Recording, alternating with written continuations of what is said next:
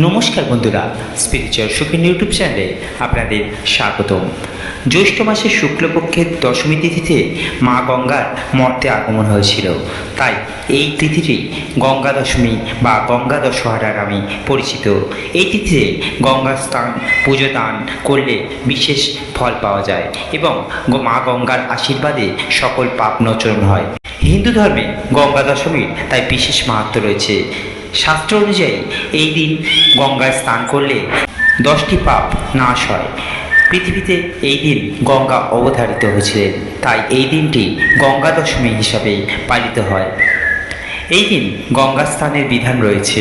হিন্দু ধর্মে গঙ্গাকে পবিত্র নদীর বিশেষ আখ্যা দেওয়া হয়।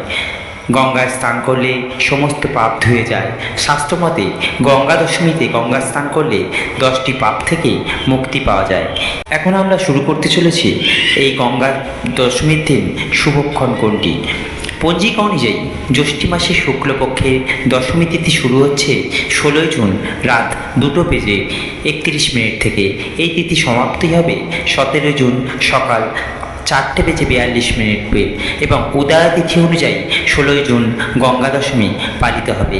গঙ্গা দশমী থাকছে সকাল 7:08 থেকে 10:37 মধ্যে।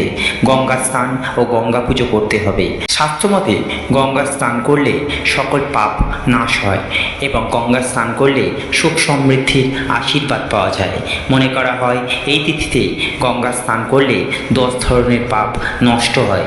এগুলি হলো নিষিদ্ধি, হিংসা, পরস্ত্রীগমন, চুরি, কঠোর বাণী, অন্যের ধন আত্মসাৎ করার মানসিকতা, কারোর সঙ্গে খারাপ কথা বলা, অপ্রয়োজনীয় কথায় বিবাদ করা এবং মিথ্যা বলা, লোকের সমালোচনা করা এবং অন্যের অনিষ্ট করা, এইগুলো থেকে মুক্তি মেলে। এই দিন অবশ্যই আপনারা গঙ্গা মন্ত্র পাঠ করতে ভুলবেন না এবং গঙ্গা চালিসা জপ করবেন। আশা করি খুব ভালো কাটবে। ভিডিওটি ভালো লাগলে অবশ্যই একটি লাইক করবেন।